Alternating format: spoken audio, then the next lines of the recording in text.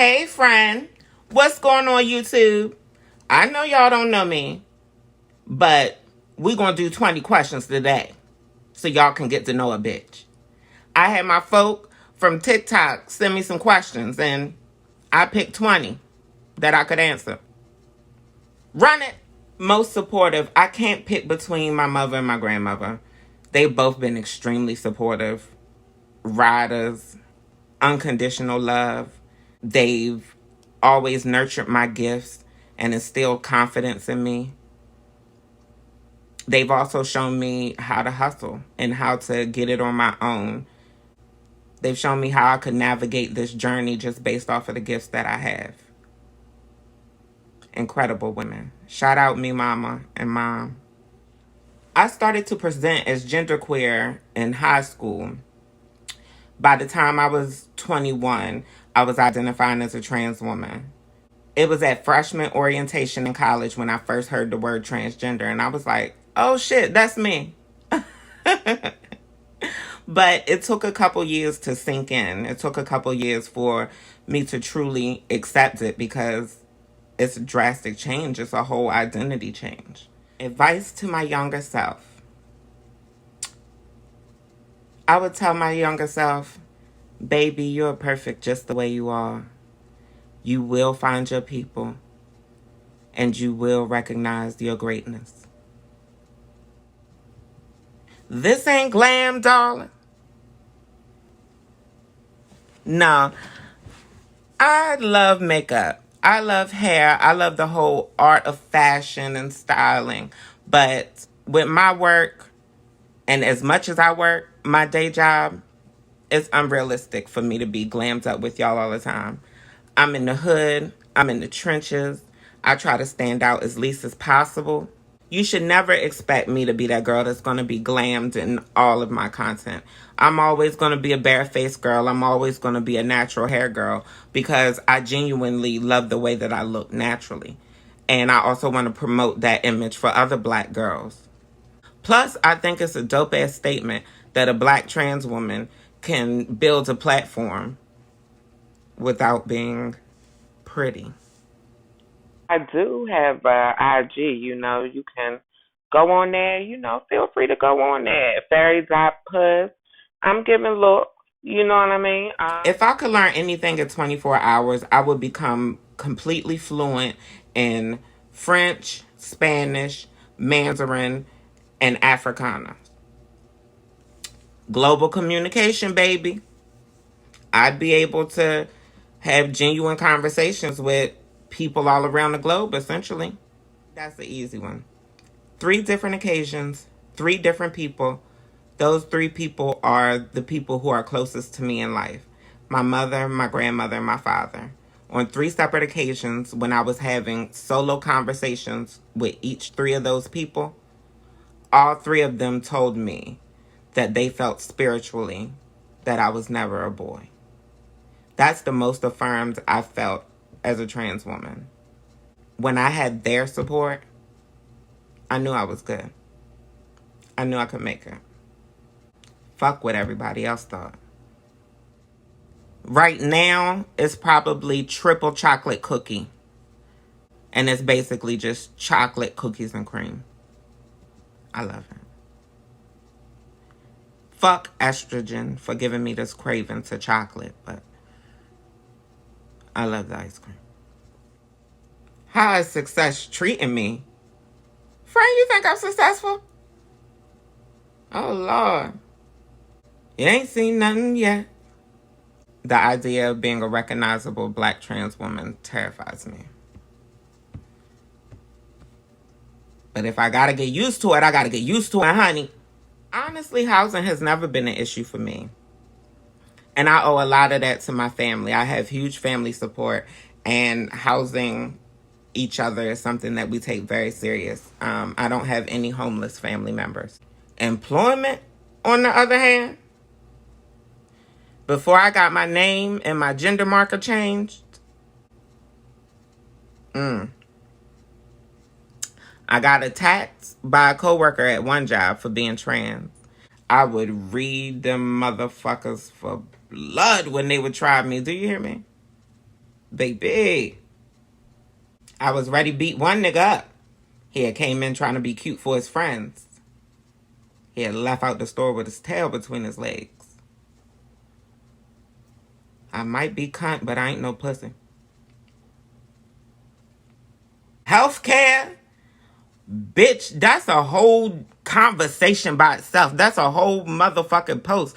All the shit I done had to go through with these doctors.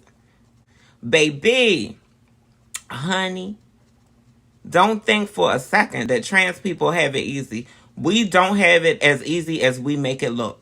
A lot of us just don't want you motherfuckers to know how hard it is. Am I happy? Well, ain't that a loaded question? Oh my goodness. The good in my life definitely outweighs the bad. Undeniably.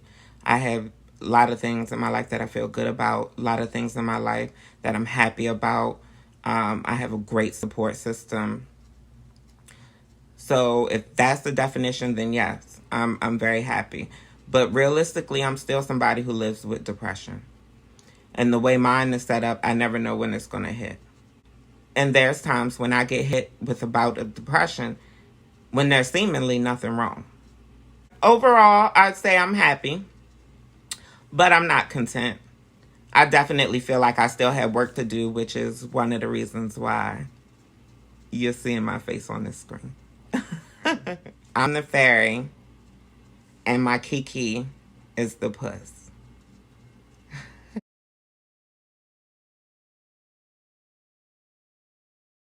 Oh, Lord, so many things about this country terrify me, honey.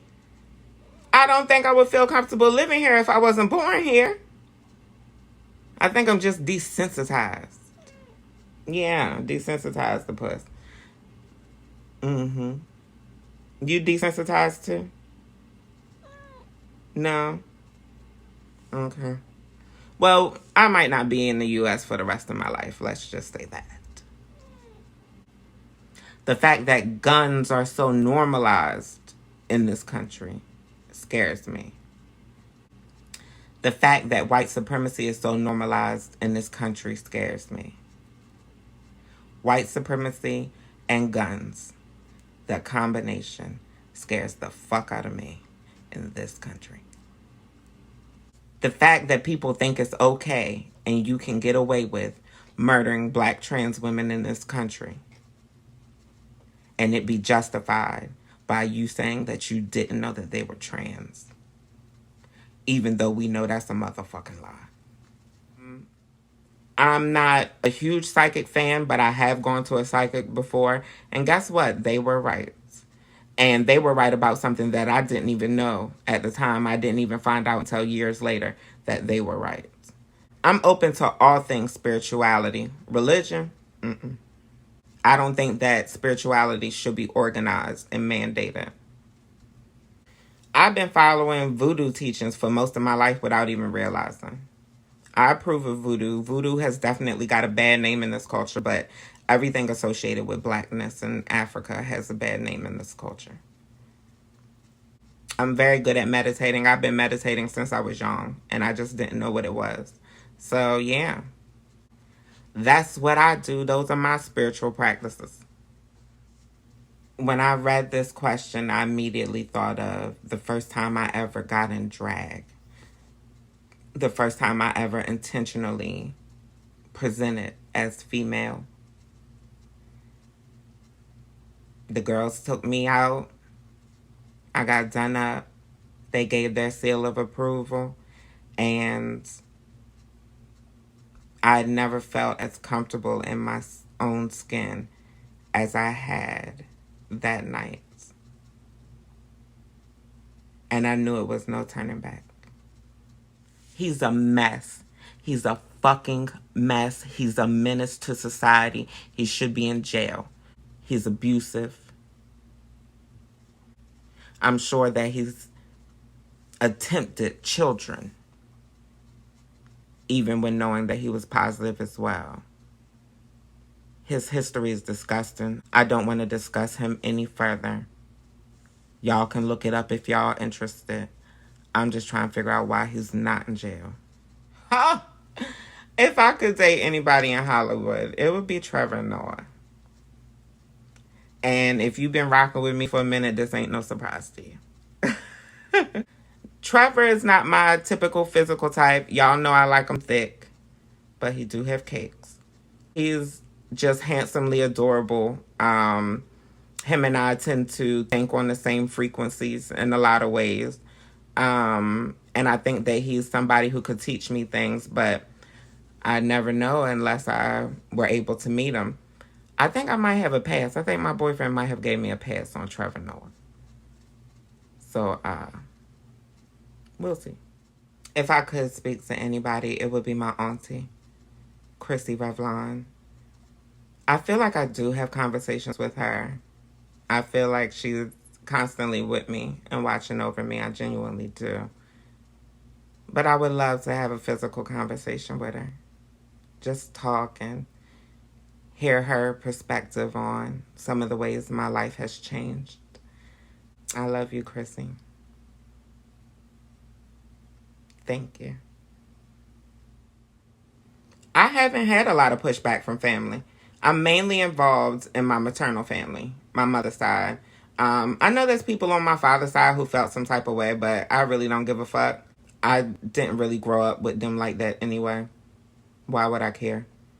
I had two people from my mom's side who was a little resistant. One of them ended up coming around. By the time I started doing hair, she actually started coming to me to get her hair done. I have one great uncle who still can't seem to grasp the concept of transitioning genders. And I don't blame him, because a lot of people just don't have the brain capacity. And it is what it is. So I still speak to him when I see him. Everybody in the family thinks that he's a little under-evolved, but we still love him anyway. But yeah, other than that, my family been cool. But apparently, they knew before I did. To hear them tell it, they knew before I did. But they didn't know I was pansexual. I think quite a few of them is still trying to figure that one out. I think that they're in disbelief that my last two boyfriends have actually been trans.